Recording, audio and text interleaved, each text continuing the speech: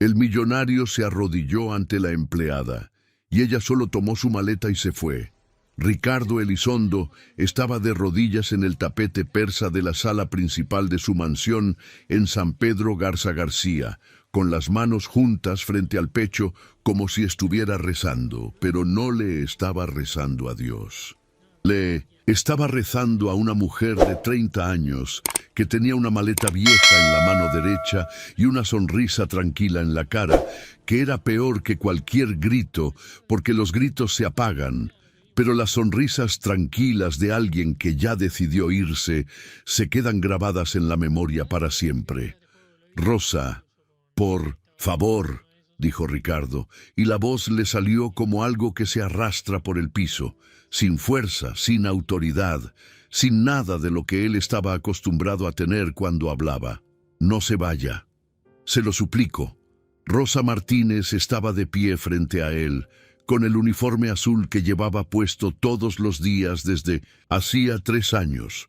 El mismo uniforme que Verónica le había mandado a hacer en una tela barata, porque era solo para la muchacha del servicio, y no valía la pena gastar en algo mejor. Tenía el pelo recogido en una trenza que le caía por la espalda, las manos ásperas de alguien que lleva años lavando, tallando, fregando, cocinando, y una maleta de tela gris con los cierres oxidados que contenía todo lo que tenía en el mundo, que no era mucho, pero que era suyo. Y a sus costados, aferrados a la tela del uniforme con la fuerza que solo tienen los niños cuando sienten que algo se les va, estaban Sebastián y Emiliano, los gemelos de 6 años, uno a cada lado como siempre. Sebastián estaba a la izquierda, callado, con los ojos serios clavados en su padre arrodillado en el tapete, como si estuviera registrando cada detalle de esa escena para guardarlo en un lugar de su memoria donde los adultos ya no pudieran alcanzarlo. No lloraba. Sebastián nunca lloraba, pero tenía la mandíbula apretada con la fuerza de alguien que está conteniendo algo que si sale va a romper cosas. Emiliano estaba a la derecha, y Emiliano sí lloraba. Lloraba con la boca abierta y los mocos cayéndole sobre el labio superior y las 2 manos agarradas al uniforme de Rosa con los nudillos blancos, como si el uniforme fuera la orilla de un barco y él estuviera a punto de caerse al agua. «No, no, no», repetía Emiliano entre hipidos que le sacudían todo el cuerpo. «No te vayas, Rosita, no te vayas». Al fondo de la sala, sentada en el piso contra la pared, con la cara enterrada entre las manos, estaba Verónica Aguilar, la mujer que había empezado todo esto. La mujer que 2 semanas atrás había convencido a Ricardo de que Rosa ya no daba el nivel. La mujer que ahora tenía los hombros temblando en silencio porque acababa de ver lo que había adentro del sobre amarillo que estaba abierto en la mesa de centro, junto a un documento enmarcado que nadie en esa casa sabía que existía hasta hacía 20 minutos. En la mesa de centro, sobre el vidrio, los papeles del sobre amarillo estaban esparcidos como las piezas de una bomba que alguien acaba de detonar. Recibos. Decenas de recibos con fechas y cantidades y una letra pequeña y apretada que Rosa había escrito a mano en cada uno. Y junto a los recibos, el documento enmarcado. Un reporte médico de la escuela con el nombre de Sebastián Elizondo y un sello de la psicóloga escolar que nadie en esa familia había visto jamás. Rosa miró a Ricardo. Lo miró desde arriba, porque ella estaba de pie y él estaba de rodillas, y esa inversión de alturas contenía una verdad que ninguno de los dos necesitaba decir en voz alta: que el hombre más poderoso de esa casa estaba en el piso, suplicando, y la mujer que ganaba menos que cualquiera en esa casa estaba de pie, decidiendo. «Ya no, señor», dijo Rosa. La voz le salió firme, sin rencor, sin dolor, sin esa vibración que tienen las voces cuando alguien está a punto de cambiar de opinión. Fue una voz terminada, como una puerta que se cierra con el seguro puesto. «Ya no». Rosa bajó la mirada hacia Sebastián, que la miraba desde abajo con esos ojos serios que veían demasiado para un niño de 6 años. Después miró a Emiliano, que seguía aferrado a su uniforme llorando con la fuerza de alguien que todavía cree que llorar sirve de algo. Les pasó una mano por la cabeza a cada uno, un gesto rápido, suave, que duró menos de un segundo, pero que los gemelos sintieron como si alguien les hubiera puesto una cobija caliente encima del corazón. Se soltó con cuidado de las manos de Emiliano, que intentó agarrarla de nuevo, pero que se quedó con los dedos cerrados en el aire, agarrando un pedazo de tela que ya no estaba ahí. Y caminó hacia la puerta de la sala con la maleta en la mano y los zapatos gastados resonando en el mármol de un recibidor que costaba más que todo lo que ella había ganado en sus 30 años de vida. Emiliano corrió detrás de ella. Sebastián no se movió.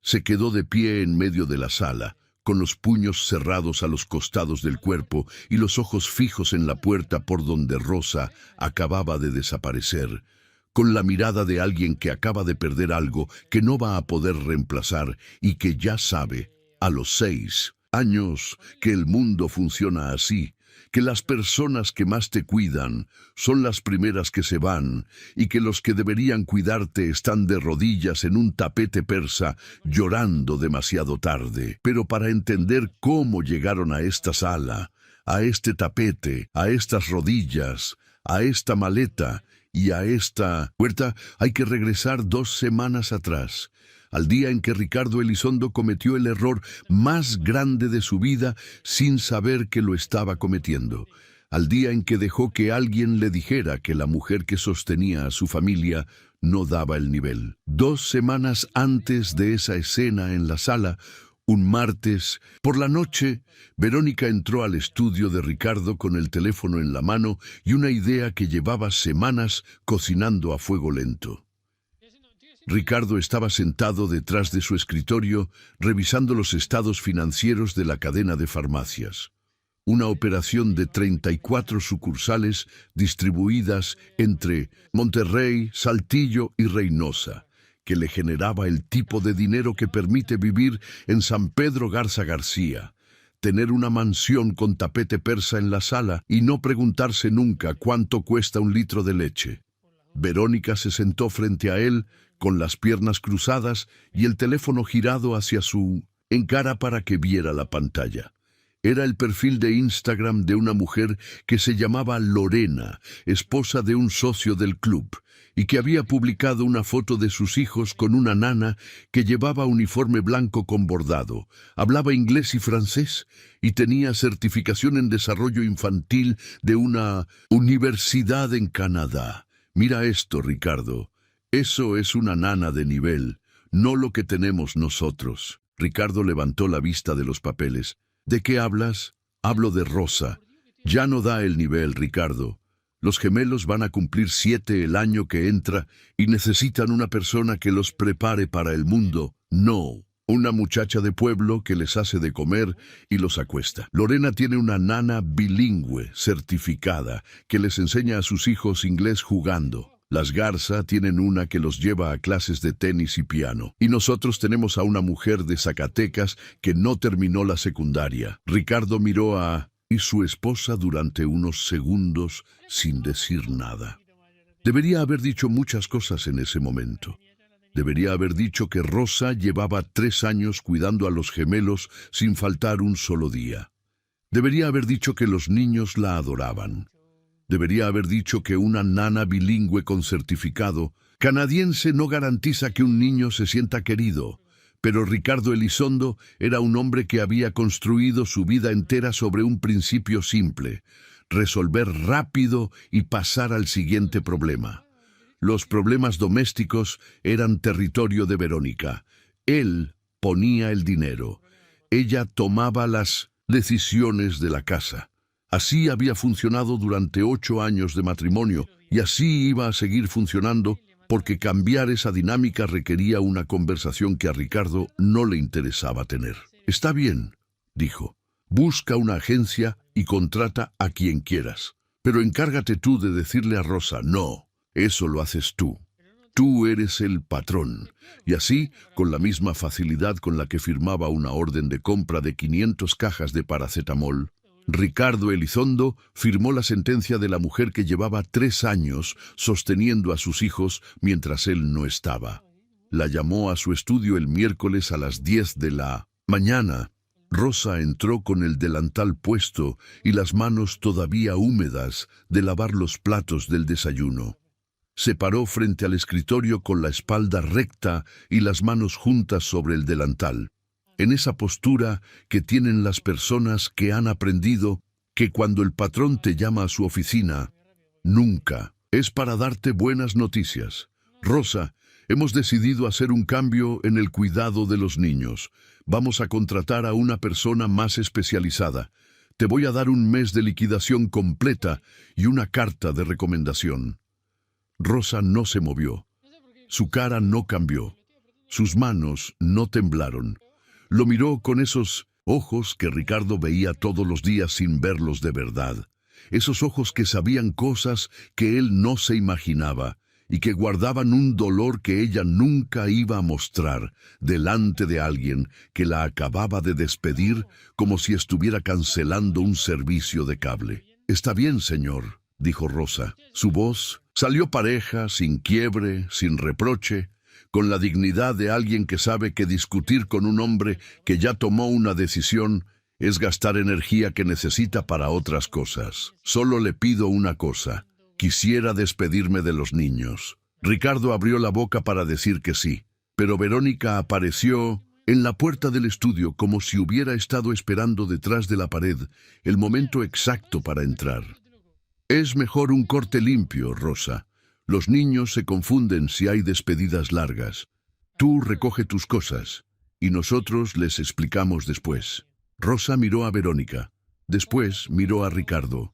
Esperó 3 segundos que pesaron como piedras, dándole a Ricardo una última oportunidad de decir algo, de intervenir, de hacer lo que un padre debería hacer cuando alguien quiere separar a sus hijos de la persona que los cuida sin dejarles decir adiós. Ricardo no dijo nada. Bajó la mirada hacia los papeles del escritorio y movió un folder de un lado a otro como si tuviera algo importante que hacer, cuando lo único que tenía era la cobardía de un hombre que no sabe cómo decirle a su esposa que está equivocada. Rosa asintió una sola vez. Se quitó el delantal, lo dobló en 3 partes iguales con la misma precisión con la que doblaba todo en esa casa y lo dejó sobre la esquina del escritorio. Después caminó por el pasillo de servicio hasta su cuarto, metió sus cosas en la maleta gris de cierres oxidados y salió por la puerta trasera de la mansión sin hacer ruido, sin azotar ninguna puerta, sin llorar donde alguien pudiera verla, porque Rosa Martínez no les daba a las personas que la lastimaban el privilegio de ver su dolor. Los gemelos estaban en el jardín. Sebastián estaba sentado en el pasto dibujando algo en un cuaderno con crayones, y Emiliano estaba a su lado construyendo una torre de bloques que se caía cada 3 pisos y que él volvía a armar con la paciencia limitada de un niño de 6 años que está convencido de que esta vez sí va a funcionar. Ninguno de los dos la vio salir porque la puerta trasera daba al estacionamiento y no al jardín.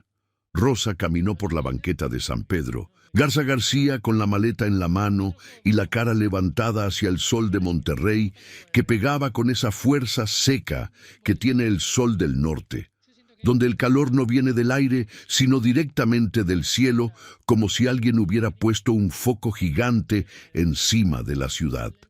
Y mientras caminaba, pensó en Sebastián, que la noche anterior le había mostrado un dibujo de un cohete espacial y le había dicho: «Quiero ser astronauta, Rosita». Y ella le había contestado: «Pues estudia mucho y vas a llegar hasta la luna». Y pensó en Emiliano, que se había quedado dormido en su regazo después de cenar y que pesaba exactamente lo que pesa un niño de 6 años, que confía lo suficiente en alguien como para cerrar los ojos y dejarse ir.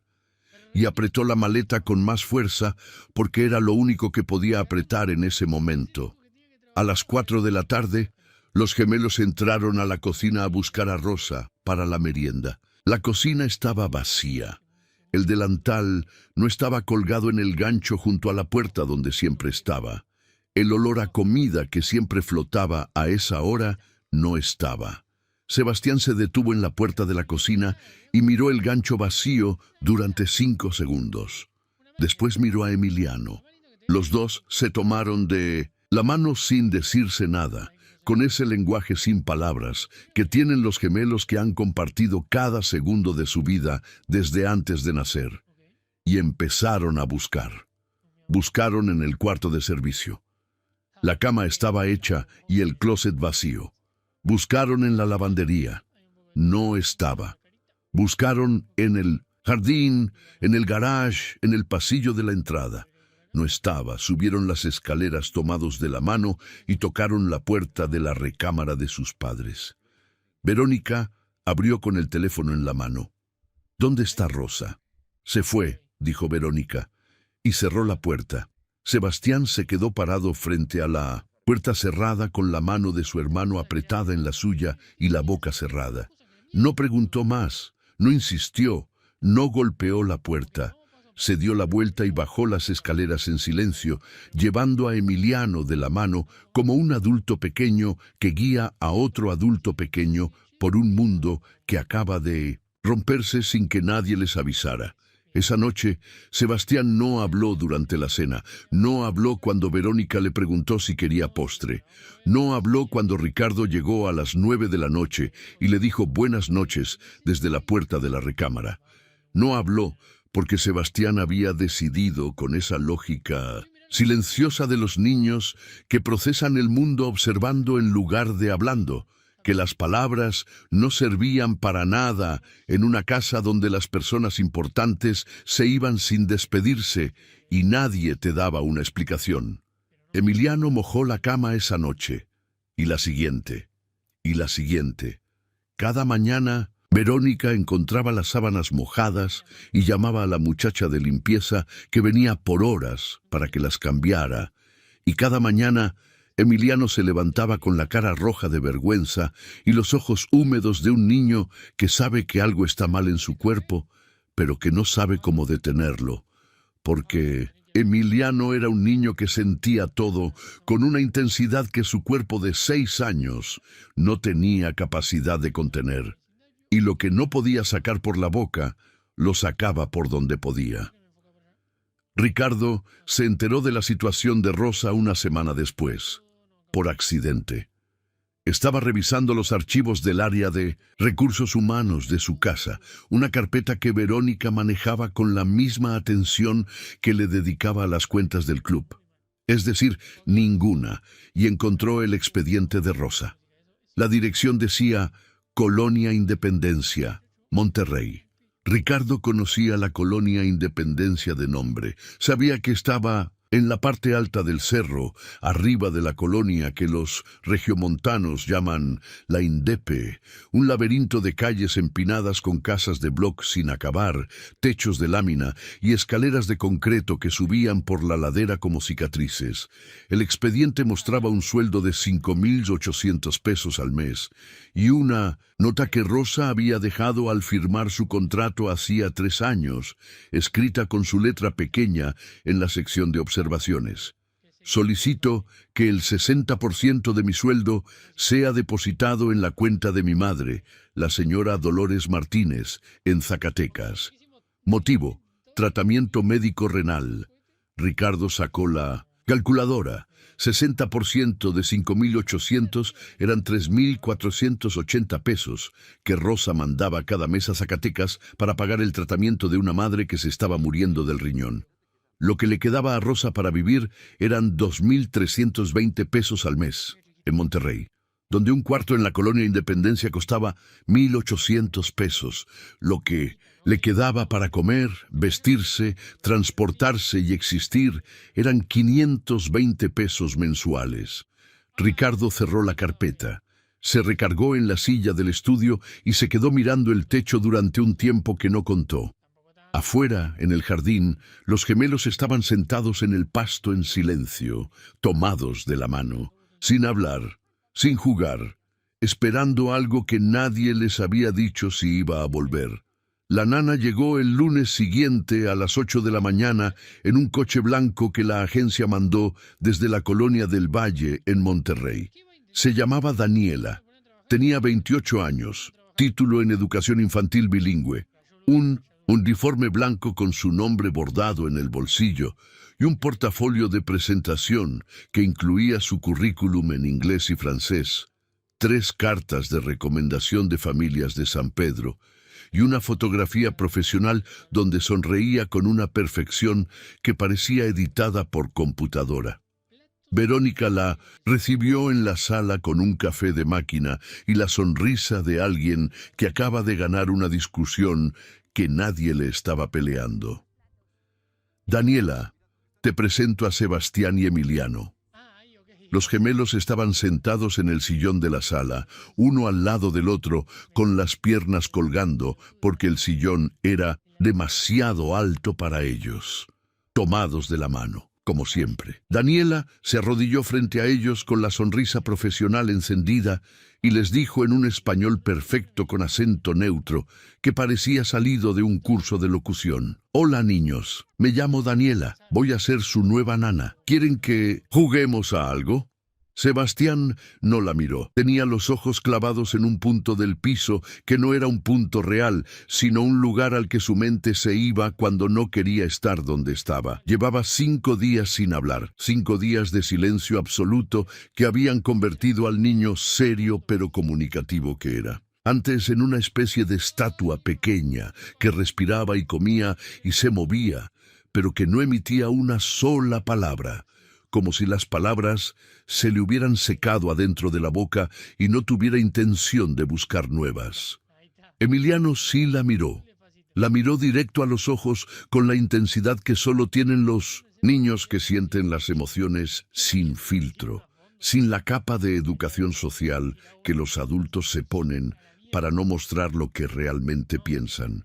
Y lo que Emiliano pensaba se lo dijo a Daniela con la misma fuerza con la que lloraba, con la que reía, con la que hacía todo, a todo volumen y sin vergüenza. «Tú no eres Rosa». El grito retumbó en la sala de la mansión como una piedra lanzada contra un vitral. Verónica se levantó del sillón con la cara tensa. «Emiliano, no le hables así a Daniela. Ella va a cuidarlos ahora. No quiero. Yo quiero a Rosa. Quiero a Rosita». Emiliano se bajó del sillón y corrió hacia las escaleras, con las piernas cortas, moviéndose a una velocidad que su coordinación de 6 años apenas podía manejar. Sebastián lo siguió en silencio, sin correr, caminando con esa calma suya que no era calma, sino control, como un soldado que se retira de una batalla, no porque haya perdido, sino porque está esperando el momento correcto para volver. Los dos subieron a su recámara y cerraron la puerta. Daniela duró 5 días. El primero, los gemelos se negaron a salir de su cuarto para desayunar con ella. El segundo, Emiliano le tiró un vaso de leche en la mesa cuando ella intentó sentarse en la silla donde Rosa se sentaba siempre, la silla de la izquierda junto a la ventana de la cocina. No fue un accidente.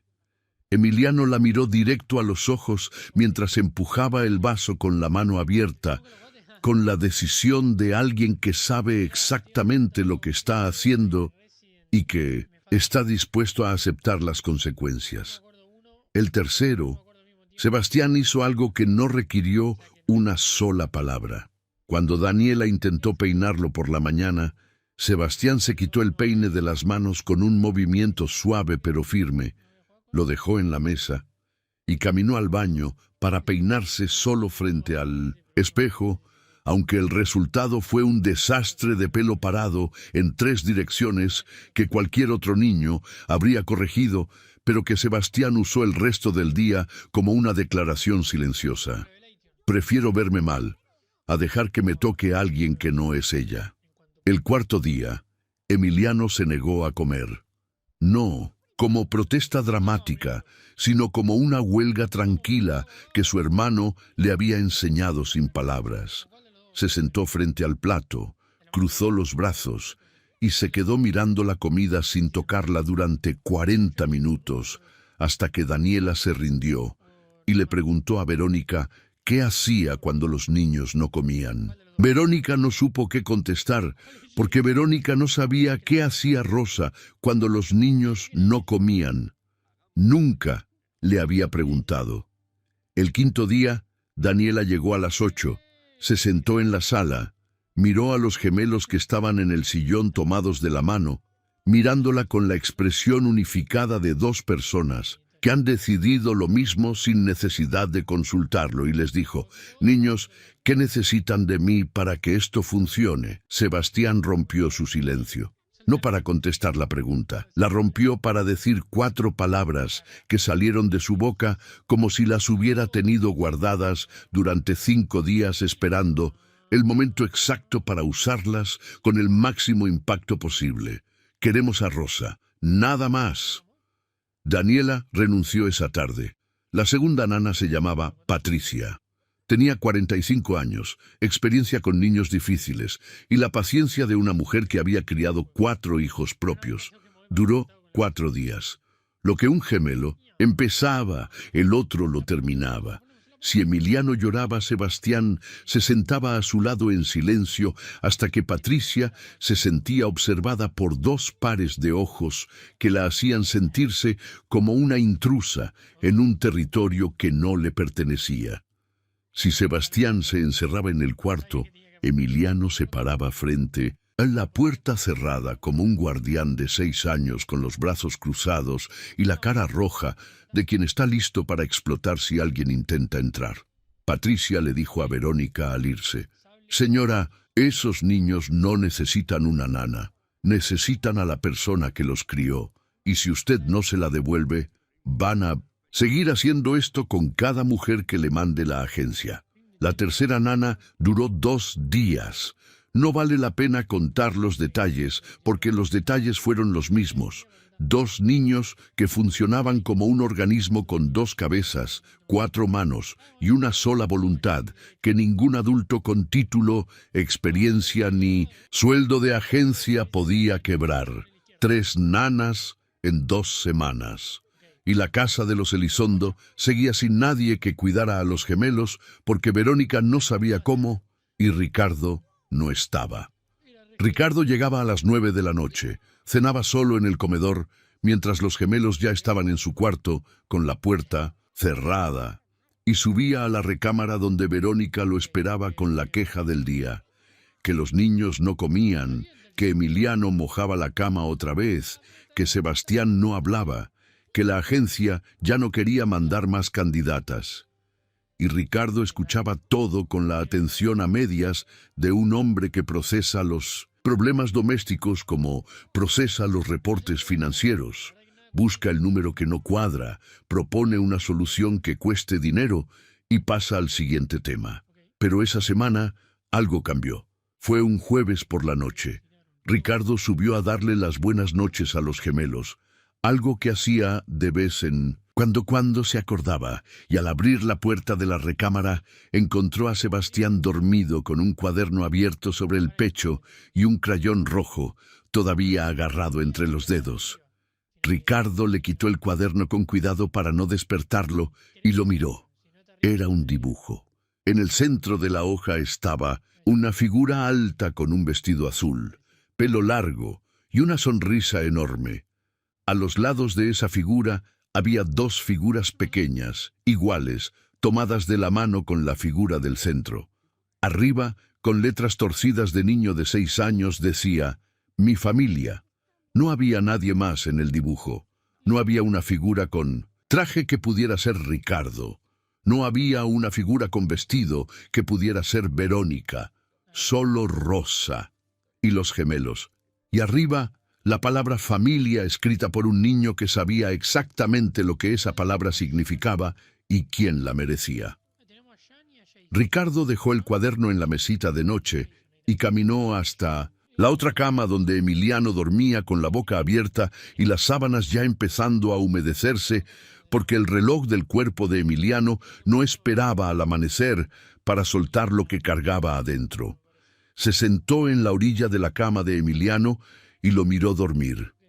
Y mientras lo miraba, Emiliano se movió. Entre sueños, juntó las dos manos sobre el pecho con los dedos entrelazados y murmuró algo con los labios apenas moviéndose.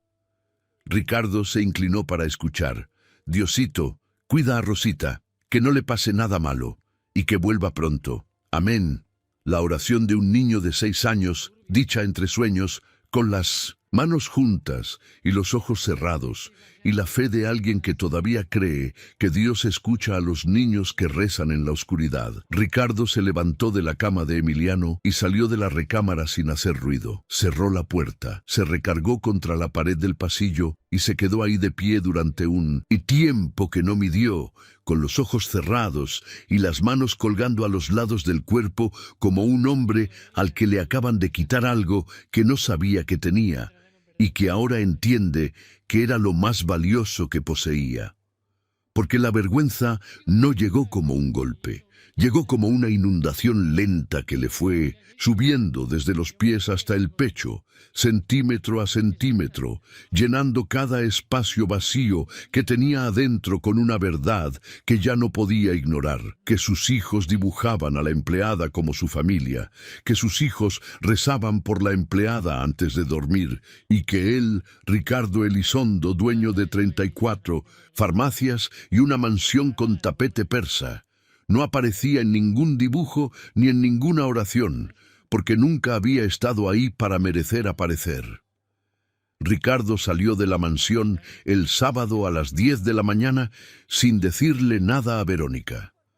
Tomó las llaves de la camioneta que usaba para ir a las sucursales, una Suburban gris que costaba más que todas las casas de la cuadra donde iba, y manejó hacia el sur de la ciudad con la dirección de la colonia Independencia anotada en el teléfono. El trayecto de San Pedro a la Independencia era de 25 minutos en línea recta, pero en Monterrey nada es en línea recta cuando vas de la zona rica a la zona pobre, porque las avenidas grandes te llevan rápido hasta cierto punto y después se convierten en calles angostas que suben por los cerros con curvas que el pavimento abandonó hace años.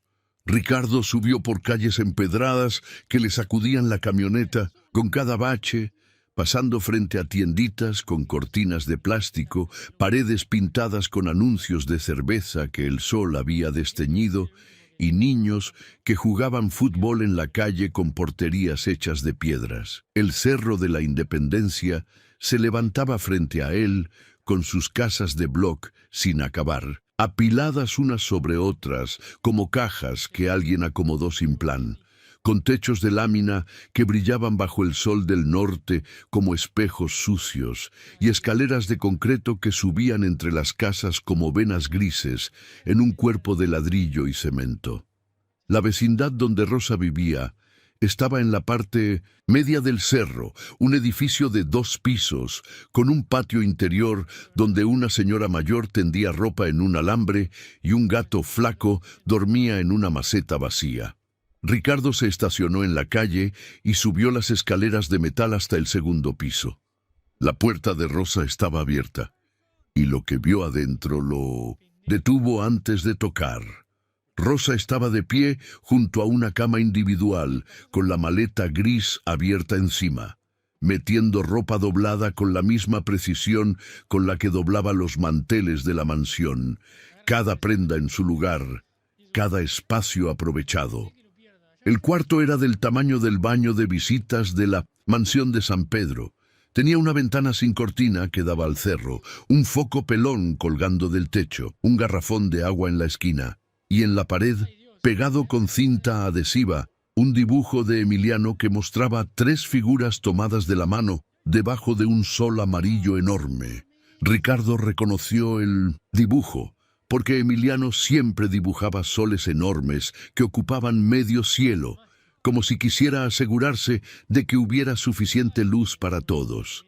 Rosa levantó la vista y lo vio en la puerta. No se sorprendió. Su cara no cambió. Lo miró con la misma tranquilidad con la que lo miraba cada mañana cuando él pasaba por la cocina rumbo a la puerta sin decir buenos días. Esa tranquilidad que Ricardo siempre había confundido con indiferencia, pero que ahora entendía que era otra cosa. Era la calma de alguien que no espera nada de ti y que por eso no se decepciona cuando no le das nada. «Señor, Elizondo», dijo Rosa, «¿qué hace aquí?» «Vine a hablar contigo, Rosa. Se va a Zacatecas. Mi mamá está mal, señor. El riñón ya no le responde al tratamiento y el doctor dice que necesita cuidado diario. No tengo a nadie más que la cuide. Me voy mañana en el camión de las 6 de la mañana».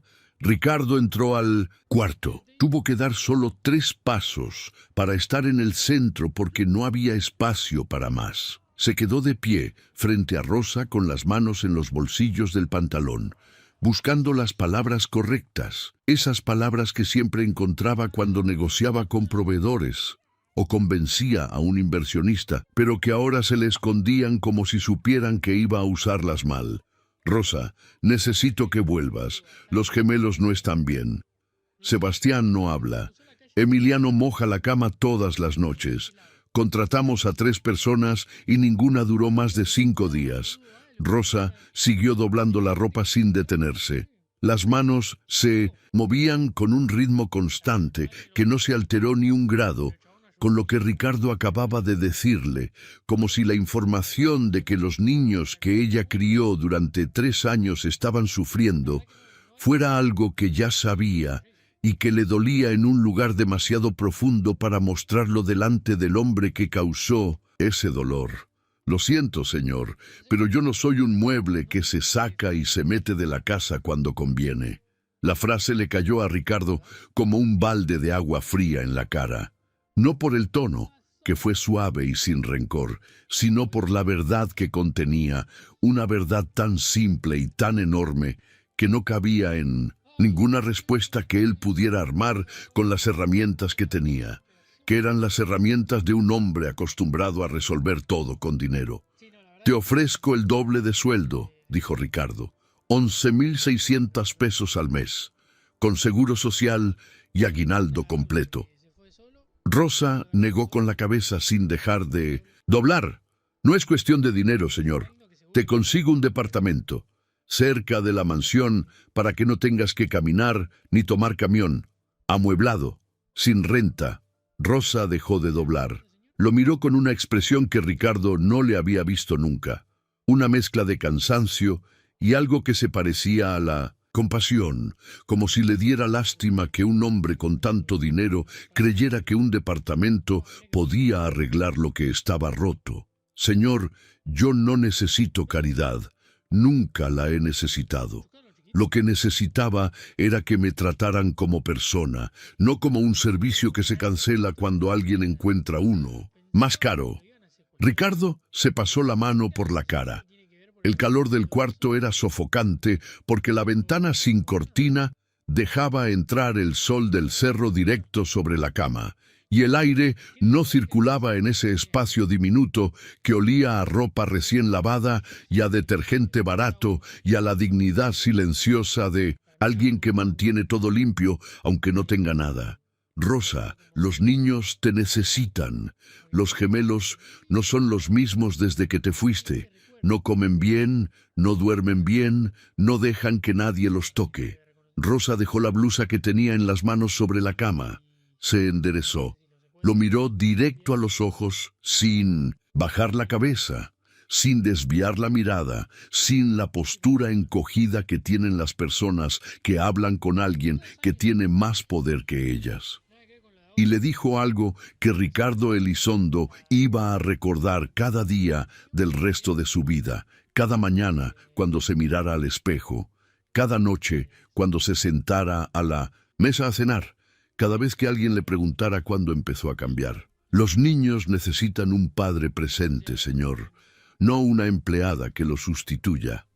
La frase entró por los oídos de Ricardo y le bajó hasta un lugar del estómago donde las cosas que duelen de verdad se quedan viviendo para siempre, porque Rosa no le estaba pidiendo que la recontratara, no le estaba poniendo precio, No le estaba negociando condiciones, le estaba diciendo con la autoridad de alguien que durante 3 años hizo lo que él no hizo, que el problema no era la falta de una empleada, el problema era la falta de un padre.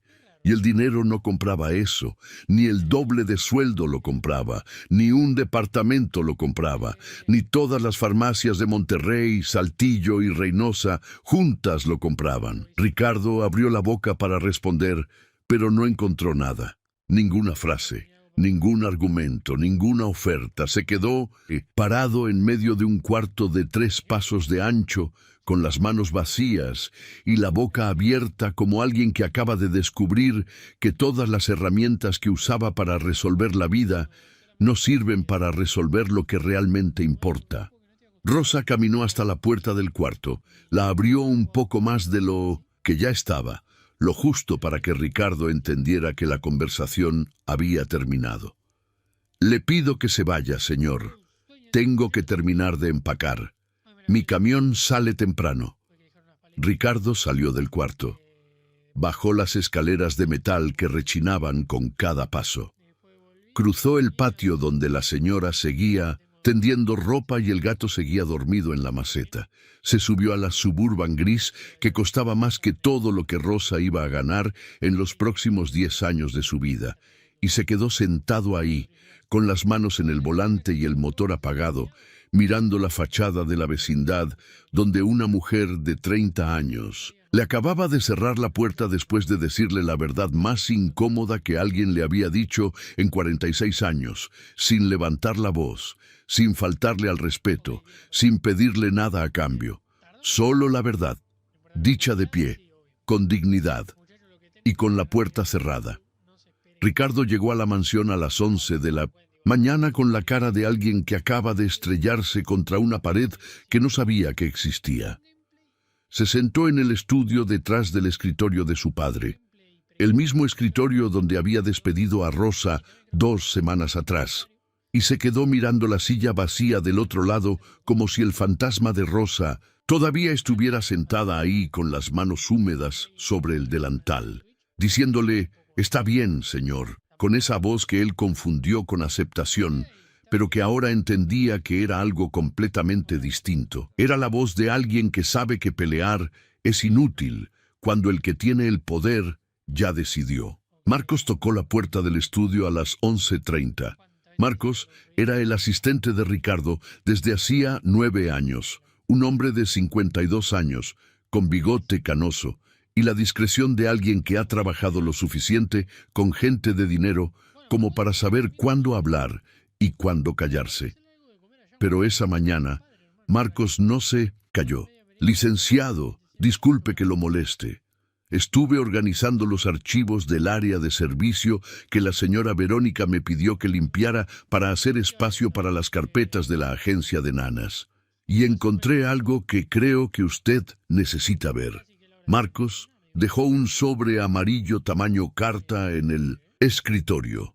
Era un sobre grueso, sellado con cinta adhesiva, con la palabra personal escrita en la esquina superior derecha con una letra pequeña y apretada que Ricardo reconoció al instante porque era la misma letra que había visto en el expediente de Rosa. La misma letra que escribía las listas del mandado y las notas para la maestra y los recados que dejaba en la cocina cuando salía temprano. Marcos se retiró sin decir nada más. Ricardo abrió el sobre. Lo primero que sacó fue un fajo de recibos. Eran recibos bancarios de depósito, impresos en papel térmico que se había puesto amarillo con el tiempo, cada uno con un sello del banco y una cantidad que variaba entre 400 y 600 pesos. Estaban organizados por fecha, uno por mes, durante 36 meses consecutivos, 3 años, y cada recibo estaba pegado a un pedazo de papel blanco donde Rosa había escrito una nota a mano con la misma letra pequeña del sobre.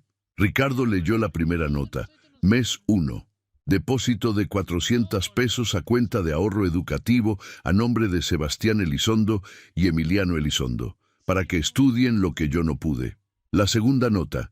Mes 2, depósito de 450 pesos. Este mes me alcanzó un poco más para los libros. La tercera, mes 3, Depósito de 400 pesos.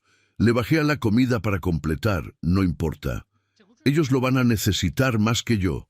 Ricardo dejó de leer en la tercera nota porque las letras se le empezaron a borrar delante de los ojos, pero siguió pasando los recibos con los dedos temblorosos, uno tras otro, 36 recibos, con 36 notas escritas a mano, 36 meses de una mujer que ganaba 5.800 pesos, que mandaba 3.480 a su madre enferma en Zacatecas, que vivía con 520 pesos al mes, y que de esos 520 pesos todavía apartaba 400 o 500 para depositarlos en una cuenta de ahorro a nombre de 2 niños que no eran sus hijos. Ricardo sacó la calculadora del cajón. 36 depósitos, promedio de 450 pesos cada uno.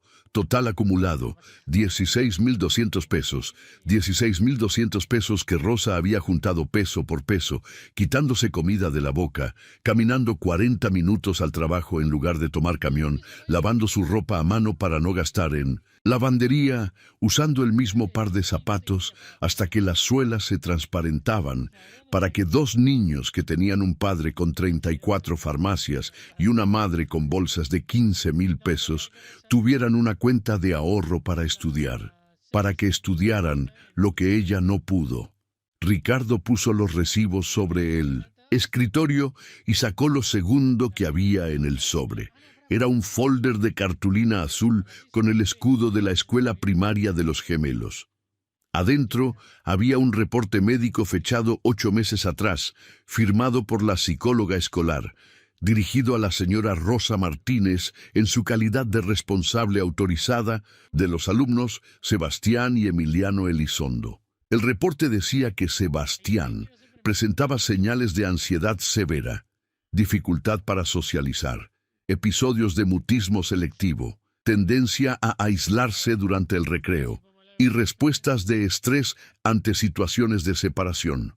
La psicóloga recomendaba evaluación especializada y acompañamiento terapéutico. Debajo del reporte había 7 notas de seguimiento, todas firmadas por Rosa, todas con fechas que mostraban que Rosa había ido a la escuela una vez al mes durante 7 meses para reunirse con la psicóloga, discutir los avances de Sebastián y aplicar en casa las estrategias que la especialista le recomendaba. Ejercicios de respiración antes de dormir, dibujo libre como herramienta de expresión, rutinas de despedida que redujeran la ansiedad de separación. Todo documentado con la letra pequeña de Rosa en los márgenes de cada nota de seguimiento. Hoy Sebastián pudo contar hasta 10 respirando. Ayer me mostró un dibujo sin que se lo pidiera. Esta semana no lloró al dejarlo en la escuela. Ricardo no sabía que su hijo tenía ansiedad. Verónica no sabía que su hijo tenía ansiedad. La escuela se lo había comunicado a Rosa porque Rosa era la persona que los llevaba y los recogía todos los días, la persona que firmaba las boletas, la persona que iba a las juntas de padres porque Ricardo viajaba y Verónica tenía pilates.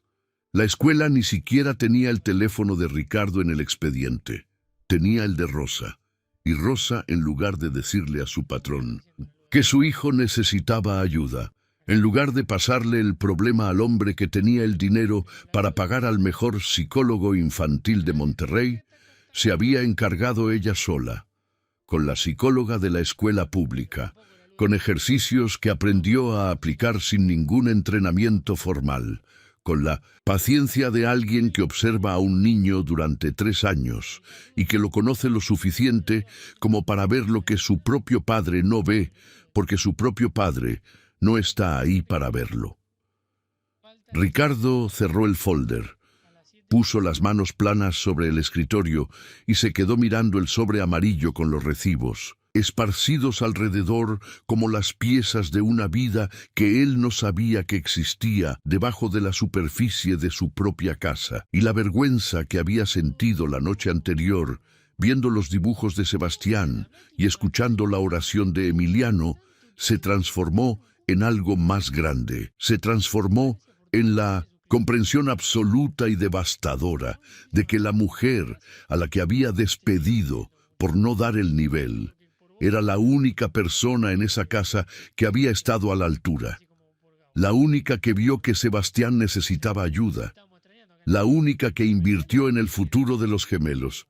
La única que caminaba 40 minutos bajo el sol de Monterrey y se quitaba comida de la boca para que 2 niños que no eran suyos tuvieran la oportunidad que ella nunca tuvo. Y él la sacó de su casa porque su esposa quería impresionar a 4 mujeres en un club campestre. Ricardo agarró el sobre, se lo metió debajo del brazo, tomó las llaves de la Suburban y salió de la casa. Manejó hasta la colonia Independencia en 20 minutos, porque esta vez no respetó los semáforos, ni los topes, ni la velocidad de las calles empedradas del cerro. Estacionó frente a la vecindad. Subió las escaleras de metal de 2 en 2. Y cuando llegó al segundo piso, la puerta del cuarto de Rosa estaba abierta y el cuarto estaba vacío. La cama sin sábanas, el garrafón de agua en la esquina, vacío. El dibujo de Emiliano con el sol enorme ya no estaba en la pared. Solo quedaba el rectángulo de pared menos desteñida, donde había estado pegado, como la marca que deja una foto cuando alguien la descuelga y se lleva la imagen pero no el recuerdo. La señora del patio le gritó desde abajo: «Sí, busca a Rosita, ya se fue». Salió hace 15 minutos con su maleta para la terminal de autobuses, la que está allá abajo, en Colón. Ricardo bajó las escaleras corriendo. Se subió a la camioneta, arrancó cerro abajo por las calles empinadas con el sobre amarillo en el asiento del copiloto y las manos temblándole en el volante. La terminal de autobuses de la calle Colón estaba a 10 minutos del cerro. Ricardo llegó en 6, estacionó en doble fila, se bajó de la camioneta sin apagarla y entró a la terminal con el sobre en la mano. Y la vio. Rosa estaba de pie frente a la ventanilla de boletos, con la maleta gris a sus pies, y la mano derecha buscando algo en el bolsillo de su chamarra, probablemente los billetes para el pasaje a Zacatecas. Tenía la trenza sobre el hombro izquierdo y la espalda recta y los zapatos gastados que habían caminado miles de kilómetros entre la vecindad y la mansión durante 3 años sin que nadie le ofreciera un aventón. Ricardo se detuvo a 5 metros de ella. Rosa. Ella volteó. Lo vio ahí parado con el traje arrugado, el pelo desordenado por el viento del cerro, el sobre amarillo apretado contra el pecho y la cara de un hombre que ha corrido para llegar a un lugar al que debió haber llegado mucho antes. Rosa lo miró durante 3 segundos sin decir nada, no con sorpresa, ni con esperanza, ni con la emoción de alguien que ve un gesto romántico en una película. Lo miró con la paciencia cansada de quien ya escuchó todas las ofertas y sabe que ninguna va a ser diferente. Ya le dije todo lo que tenía que decirle, señor. No vengo a ofrecerte nada, Rosa. Ricardo se acercó un paso. Vengo a enseñarte algo. Le extendió el sobre amarillo. Rosa no lo tomó. Lo miró como se mira algo que puede explotar si lo tocas. Ricardo abrió el sobre él mismo. Sacó los recibos. Los esparció sobre la maleta gris como una baraja de cartas que contaba una historia que él apenas estaba aprendiendo a leer. ¿Esto lo hiciste tú? Rosa miró los recibos. Y por primera vez, desde que Ricardo la conocía, algo cambió en su cara. No fue un quiebre ni un derrumbe, fue un parpadeo, un movimiento involuntario en los músculos de la mandíbula, como si el hecho de ver sus propios recibos en las manos del hombre que la había despedido le recordara que lo que ella hizo durante 3 años en secreto ahora estaba expuesto y que eso la hacía vulnerable de una forma que ella no había elegido. Sí, señor, lo hice yo. ¿Y esto? Ricardo sacó el folder azul con el reporte de Sebastián. Rosa miró el folder. Y esta vez sí cambió algo más. Los ojos se le humedecieron sin que cayera nada, con esa humedad contenida de las personas que aprendieron que llorar delante de los que tienen poder es darles un arma que no merecen. Sebastián necesitaba ayuda, señor, y nadie se la estaba dando. Yo no podía quedarme cruzada de brazos viendo a ese niño apagarse. Ricardo cayó de rodillas en la banqueta de la terminal de autobuses de la calle Colón, en Monterrey, con el sobre amarillo desparramado a sus pies y los recibos volando con el viento caliente del norte que entraba por la puerta abierta de la terminal. Cayó como caen los hombres que descubren que todo lo que creían saber sobre su propia vida estaba equivocado. Cayó como cayó en la sala de la mansión, frente al tapete persa, con las manos juntas y la voz rota, pero esta vez en la banqueta de una terminal de autobuses, rodeado de gente que arrastraba maletas y comía gorditas de un puesto ambulante y hablaba por teléfono sin prestar atención al hombre de traje arrodillado frente a una mujer de uniforme. Esta vez Ricardo no suplicó que se quedara, suplicó otra cosa. Perdóname, Rosa. Perdóname por no haber visto nada. Perdóname por no haber sabido nada de lo que hacías por mis hijos. Perdóname por haberte sacado de mi casa como si no valieras nada cuando tú eras lo más valioso que había adentro. Rosa lo miró desde arriba, como lo había mirado en la sala de la mansión, de pie, con la maleta, con la dignidad intacta, y le dijo algo que no era un perdón, ni un reproche, ni una condición. Era algo más necesario que, ante todo eso, levántese, señor, que sus hijos necesitan verlo de pie. Rosa no volvió ese día. Le dijo a Ricardo que necesitaba una noche para pensarlo, y que si la respuesta era sí, iba a estar en la puerta de la mansión al día siguiente a las 7 de la mañana. Si no llegaba a las 7, la respuesta era no. Y le pidió que no la buscara más. Ricardo asintió de rodillas en la banqueta de la terminal de autobuses, con los recibos todavía esparcidos a sus pies y la gente pasando alrededor, como si un hombre arrodillado frente a una mujer con maleta fuera algo que se ve todos los días en Monterrey. Se levantó y recogió los recibos uno por uno del piso de la terminal, los metió de vuelta en el sobre amarillo y manejó de regreso a San Pedro con las manos apretadas al volante y una pregunta que le daba vueltas en la cabeza como un tornillo que no encuentra la rosca. ¿Qué pasa si no viene? Esa noche, Ricardo hizo algo que no había hecho en 6 años de ser padre.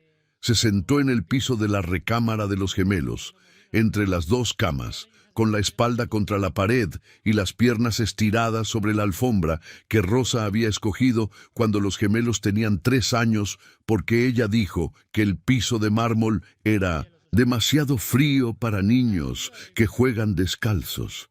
Sebastián estaba acostado en su cama, con los ojos abiertos, mirando el techo. Emiliano estaba en la otra cama, abrazando una almohada con las 2 manos, como si la almohada fuera un sustituto de algo que él necesitaba abrazar y que no estaba ahí. Ricardo no supo qué decir. Nunca sabía qué decir cuando estaba solo con sus hijos, porque nunca había estado solo con sus hijos el tiempo suficiente como para aprender. Les dijo lo único que tenía. Fui a buscar a Rosa. Emiliano se sentó en la cama de golpe. Los ojos se le encendieron con una intensidad que Ricardo no le había visto desde antes de que Rosa se fuera. ¿La encontraste? ¿Dónde está? ¿Va a volver? No sé, hijo. Le pedí que volviera, pero ella va a decidir. ¿Y si dice que no? La pregunta vino de Sebastián. Fue la primera frase completa que Ricardo le escuchó decir en 2 semanas. La voz le salió rasposa, como un grifo que se abre después de estar cerrado mucho tiempo y que primero suelta agua sucia antes de que salga limpia. Ricardo lo miró, su hijo mayor, por 4 minutos. El serio, el callado, el que dibujaba a Rosa en el centro de su familia y dejaba a sus padres fuera del papel. Entonces voy a entender, mijo, porque Rosa tiene derecho a decir que no, y nosotros tenemos que respetar eso. Sebastián lo miró durante un momento largo, y algo cambió en su cara, que era tan sutil que cualquier otra persona lo habría pasado por alto, pero que Ricardo vio, porque esa noche, por primera vez en mucho tiempo, estaba mirando de verdad. Fue un relajamiento, un aflojamiento milimétrico de la mandíbula que llevaba 2 semanas apretada, como si las palabras de su padre, no las palabras perfectas, ni las palabras correctas, sino las palabras honestas de alguien que admite que no tiene control, le hubieran dado permiso para soltar algo que estaba sosteniendo con los dientes. Ricardo se quedó sentado en el piso entre las 2 camas hasta que los gemelos se durmieron. Emiliano se durmió primero, como siempre, con la boca abierta y la almohada apretada contra el pecho. Sebastián tardó más. Se quedó con los ojos abiertos en la oscuridad, mirando hacia donde estaba su padre, como verificando que seguía ahí, como si necesitara esa confirmación visual para permitirse cerrar los ojos. Cuando finalmente se durmió, Ricardo se levantó despacio, les acomodó las cobijas a los dos y salió de la recámara con un dolor en la espalda baja de haber estado sentado en el piso 2 horas y con algo nuevo en el pecho que no era vergüenza, ni culpa, ni arrepentimiento. Era algo más parecido a una decisión. La decisión de que pasara lo que pasara mañana a las 7, él iba a estar en esa recámara cada noche. Verónica estaba despierta cuando él entró a la recámara principal. Tenía la lámpara de noche encendida y el teléfono apagado en la mesita. Algo que Ricardo no le había visto hacer en 8 años de matrimonio, porque Verónica dormía con el teléfono cargando junto a su cara, como si fuera una extensión de su cuerpo. ¿Fuiste a buscarla? Sí. ¿Y? Le pedí que volviera. Puse todo sobre la mesa. Le enseñé los recibos, el reporte de Sebastián, todo. Verónica no dijo nada durante varios segundos. Después habló con una voz que Ricardo no le conocía. No era la voz firme de la mujer que manejaba la casa ni la voz fría de la mujer que le había dicho a Rosa que era mejor un corte limpio. Era una voz más delgada, más frágil, como un hilo de agua que sale de un tubo que alguien apretó demasiado. ¿Cuánto dinero juntó? 16.200 pesos, en 3 años, de su propio sueldo. Verónica cerró los ojos. Se quedó callada durante un tiempo que Ricardo no midió. Y cuando volvió a hablar, lo que dijo no fue una disculpa, ni un reconocimiento, ni nada parecido a lo que Ricardo esperaba escuchar. Fue una pregunta que le salió del mismo lugar de donde salen las cosas que uno no quiere admitir, pero que ya no puede esconder. ¿Cuánto cuesta la bolsa que compré el mes pasado? Ricardo la miró. 15.000 pesos. Verónica abrió los ojos. Los tenía rojos pero secos. Y Ricardo entendió que su esposa acababa de hacer una operación matemática que no necesitaba calculadora. 16.200 pesos de Rosa en 3 años de sacrificio para el futuro de los gemelos contra 15.000 pesos de Verónica en una sola tarde de compras para sí misma. Verónica no lloró, no se disculpó, no tuvo una transformación dramática ni un discurso de redención. Se dio la vuelta en la cama, apagó la lámpara y se quedó en silencio mirando la pared. Pero algo se había roto adentro de ella que no iba a poder arreglarse con una noche de sueño. Y Ricardo, que la conocía lo suficiente como para saber que Verónica procesaba las cosas en silencio antes de actuar, no le dijo nada más. A las 6:45 de la mañana siguiente, Ricardo estaba parado en el recibidor de la mansión con los zapatos puestos, el pelo mojado de la regadera que se tomó a las 6 y los ojos fijos en la puerta de entrada, como si pudiera hacer que se abriera con la mirada. Los gemelos estaban sentados en la escalera detrás de él, en pijama, descalzos, tomados de la mano. Nadie les había dicho que bajaran. Nadie les había dicho que Rosa podía venir, pero los gemelos sabían. Lo sabían de la misma forma en que sabían todo lo que pasaba en esa casa, observando en silencio, registrando cada cambio en el tono de voz de los adultos, cada puerta que se abría y se cerraba, cada mirada que duraba un segundo más de lo normal. A las 6:58, Emiliano apretó la mano de Sebastián. A las 6:59, Sebastián se puso de pie sin soltar a su hermano. A las 7 en punto, el timbre de la puerta sonó. Ricardo abrió. Rosa estaba de pie en la entrada con la maleta gris en la mano, la trenza sobre el hombro izquierdo y el mismo uniforme azul que Verónica le había mandado a hacer 3 años atrás en tela barata. Pero esta vez tenía algo más en la mano izquierda. Un papel doblado en 4. Antes de entrar, necesito que lea esto, señor. Ricardo desdobló el papel. Era una lista escrita con la letra pequeña y apretada de Rosa. Tenía 3 puntos. Punto 1. Contrato formal registrado ante la Junta de Conciliación, con sueldo de 12,000 pesos mensuales, seguro social, aguinaldo y vacaciones conforme a la ley. Punto 2. Usted cena con sus hijos todas las noches, sin teléfono, sin excusas. Si viaja, llama a los niños antes de que se acuesten. Punto 3. Usted se sienta con Sebastián y Emiliano a hacer la tarea 3 veces por semana y les lee un cuento antes de dormir los viernes. Ricardo leyó los 3 puntos 2 veces.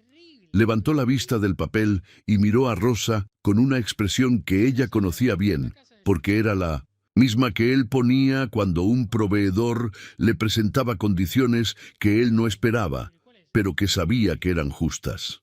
Aceptado, dijo Ricardo. Los 3 puntos. Rosa asintió una sola vez. Pasó por la puerta del recibidor con la maleta en la mano y dio 3 pasos sobre el mármol antes de que 2 cuerpos pequeños le cayeran encima como proyectiles de pijama y pelo despeinado. Emiliano llegó primero. La abrazó por la cintura con la fuerza de una explosión contenida durante 2 semanas, hundiendo la cara en la tela del uniforme azul y soltando un llanto que no era de tristeza, sino de alivio, el llanto de alguien que por fin puede soltar lo que cargaba y dejarse caer en los brazos que lo sostienen. Sebastián llegó segundo. No la abrazó. Se paró frente a ella, la miró de abajo hacia arriba con esos ojos serios que ahora tenían algo diferente adentro, algo que se parecía al alivio, pero que era más profundo que el alivio, algo que vive en el lugar donde los niños guardan la certeza de que el mundo todavía funciona, y le susurró algo al oído que solo ella escuchó.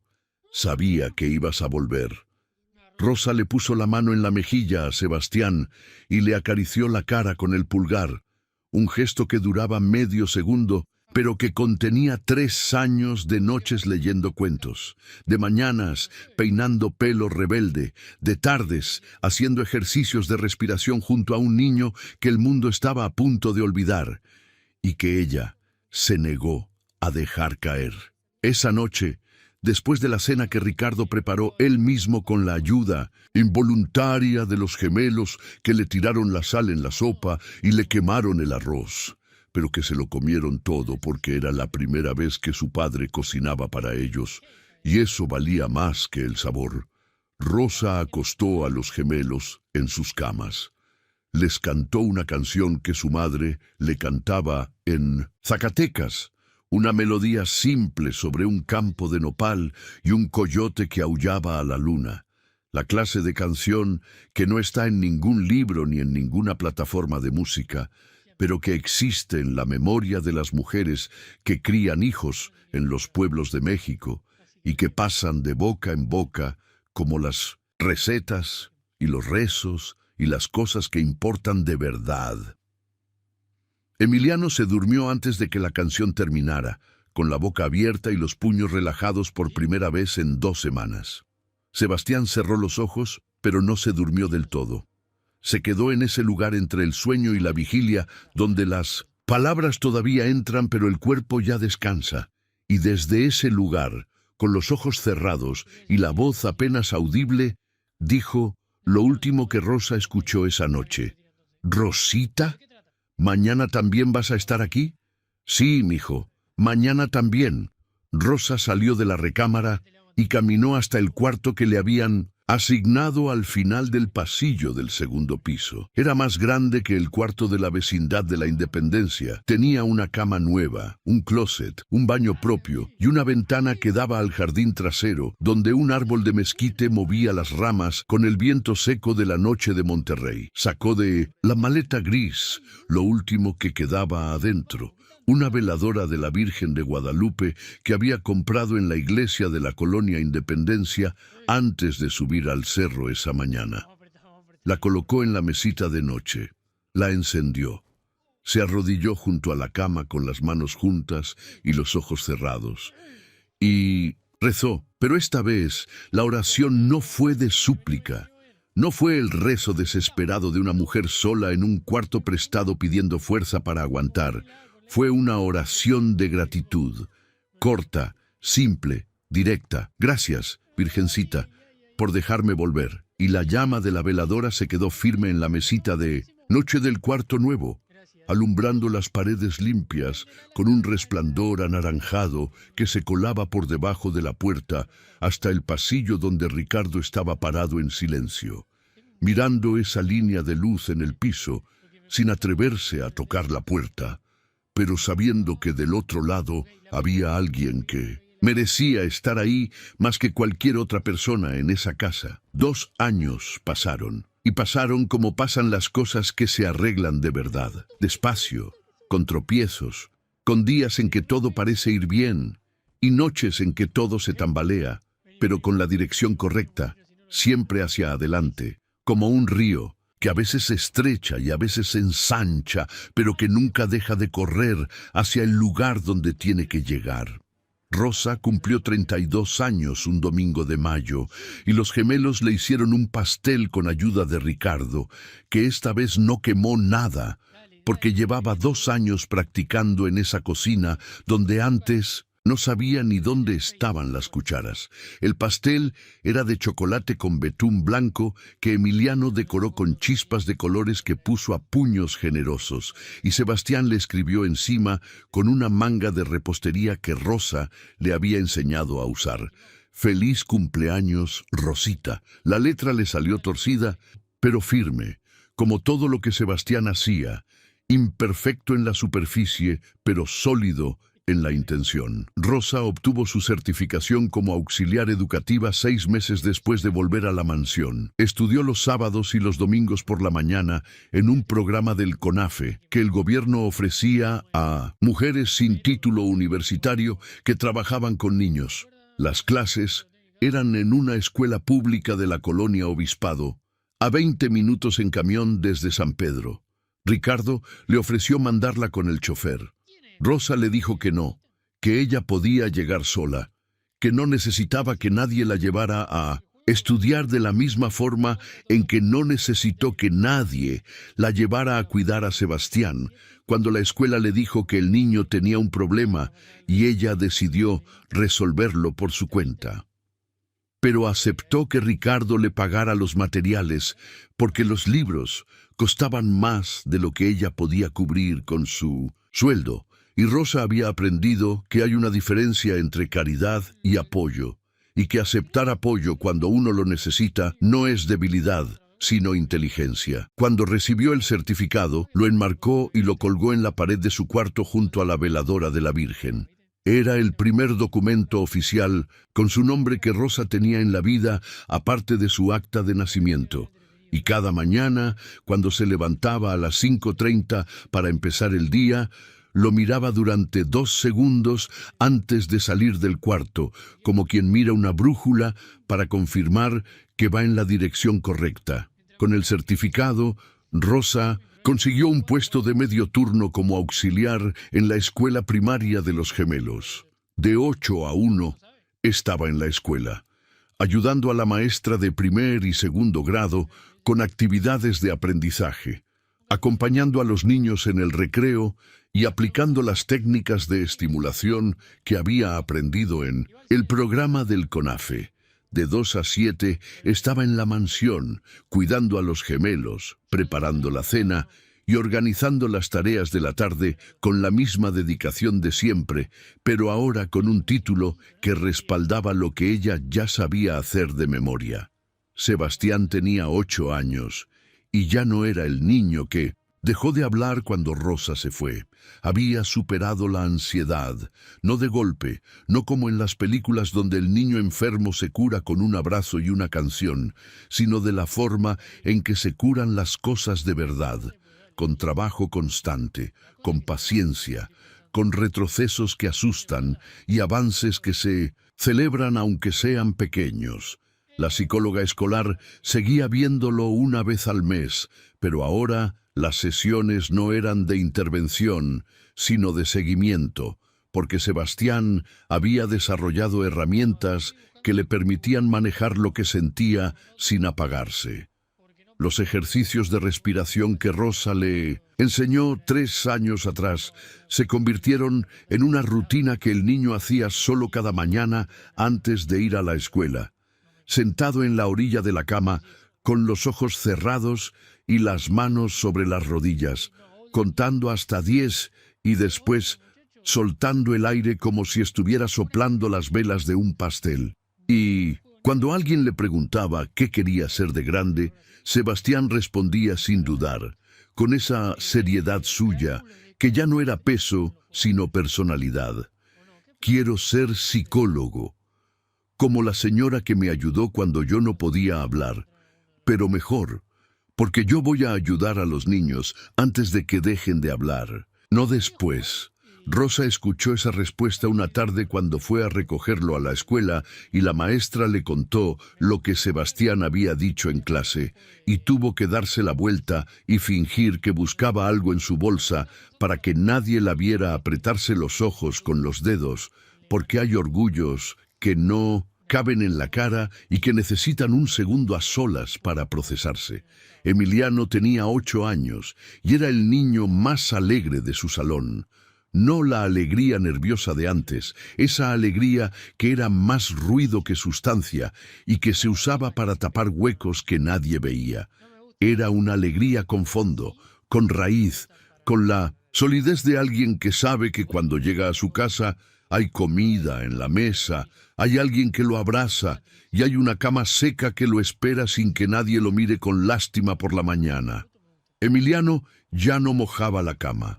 Dejó de hacerlo 2 meses después de que Rosa volvió, de la misma forma en que Isabella había dejado de mojarla en la tercera historia. Cuando el cuerpo siente que está seguro, deja de filtrar el miedo por donde puede. Pero lo que más cambió en Emiliano no fue lo que dejó de hacer, sino lo que empezó a hacer. Empezó a proteger a Sebastián, no de la forma en que un hermano mayor protege a uno menor, porque Emiliano era el menor por 4 minutos, y ese dato le importaba profundamente. Lo protegía de la forma en que Rosa los protegía a los dos, con presencia. Si alguien en el recreo se burlaba de Sebastián por ser callado, Emiliano aparecía al lado de su hermano con los brazos cruzados y esa cara roja suya que todos en la escuela habían aprendido a respetar, porque sabían que Emiliano Elizondo no lloraba solo de tristeza, también lloraba de coraje, y cuando lloraba de coraje, las cosas se ponían serias. Si Sebastián tenía un día difícil y no quería hablar con nadie, Emiliano se sentaba a su lado en silencio durante el recreo entero, sin decir nada, sin intentar animarlo, solo estando ahí, como una pared que no juzga pero que tampoco se mueve. Y los maestros que los veían decían que nunca habían visto a 2 hermanos funcionar así, como 2 mitades de un mismo sistema donde lo que le faltaba a uno lo completaba el otro. Ricardo redujo sus horas de trabajo por primera vez en 20 años de carrera. No cerró sucursales ni vendió parte del negocio. Contrató a un director de operaciones que se encargaba de los viajes a Saltillo y Reynosa, y se quedó en la oficina de Monterrey de 8 a 5. Un horario que para cualquier persona normal era jornada completa, pero que para un hombre que antes llegaba a las 10 de la noche era una revolución. Cenaba con los gemelos todas las noches, todas, sin teléfono en la mesa, como Rosa había puesto en su lista de condiciones, sin excusas de juntas urgentes ni llamadas de proveedores. Se sentaba en la mesa de la cocina, no en el comedor formal que Verónica había decorado para impresionar a personas que ya no venían a cenar, y escuchaba a Emiliano contar con detalle exagerado todo lo que había pasado en la escuela ese día, mientras Sebastián lo corregía, con precisiones que solo un niño observador notaría. Los viernes leía un cuento antes de dormir. Se sentaba entre las dos camas con el libro en las rodillas, y la voz que al principio le salía torpe y plana, como la de un locutor de noticias que lee un guión, pero que con los meses fue encontrando su ritmo propio, con pausas en los momentos de tensión y voces distintas para cada personaje que hacían que Emiliano se riera y que Sebastián le dijera: «Ya, papá, así no habla el lobo, habla más grave». Verónica no tuvo una transformación dramática. No se convirtió en otra persona. No tuvo una epifanía, ni un discurso de arrepentimiento, ni un momento donde pidió perdón de rodillas, como Ricardo. Lo que tuvo fue algo más lento y más honesto. Un cambio gradual, casi imperceptible, que se notaba no en lo que decía, sino en lo que hacía. Dejó de ir al club los miércoles. Empezó a llevar a los gemelos a la escuela ella misma, en el coche, todas las mañanas, algo que en 6 años nunca había hecho porque antes eso era trabajo de Rosa. Los primeros días lo hizo en silencio, con el teléfono en una mano y el volante en la otra. Pero después, poco a poco, empezó a preguntar cosas pequeñas. «¿Cómo te fue ayer en el examen, Sebastián? ¿Qué comiste en el recreo, Emiliano?». Preguntas que Rosa hacía todos los días desde hacía 5 años y que Verónica estaba haciendo por primera vez. Los gemelos le contestaban con cautela al principio, como quien prueba el agua de una alberca con el pie antes de meterse, pero le contestaban, y eso era un comienzo. En la empresa, Ricardo hizo algo que empezó como un gesto personal y se convirtió en un proyecto que cambió la vida de decenas de familias. Creó el Fideicomiso Rosa Martínez, un fondo educativo para los hijos de las empleadas domésticas que trabajaban en las casas de sus socios, conocidos y clientes.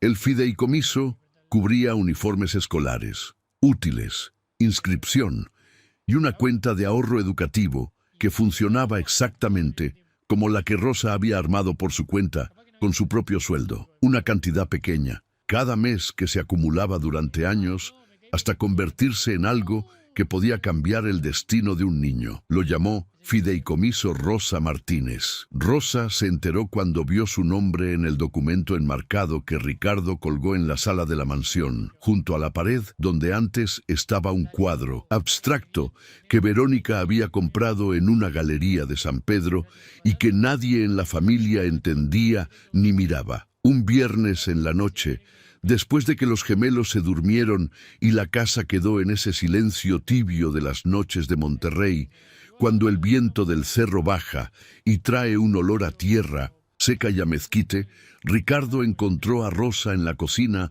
guardando los platos de la cena. Tenía el delantal puesto y las manos húmedas, como el primer día que él la vio en esa cocina, como si 5 años de trabajo en la misma casa no le hubieran cambiado el gesto más básico de su rutina. Rosa.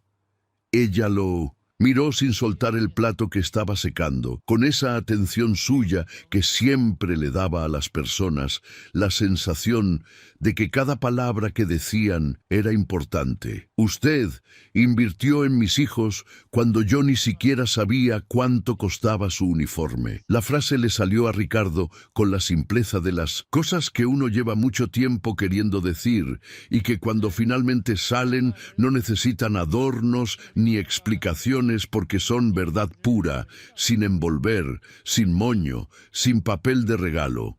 Y Rosa, que llevaba 5 años escuchando a Ricardo decir cosas con tono de patrón, y que ahora lo escuchaba decir algo, con tono de ser humano, dejó el plato en la barra, se secó las manos en el delantal, con ese gesto suyo que ya era parte de su identidad como la trenza y los zapatos gastados, y le contestó: «Yo no invertí en sus hijos, señor.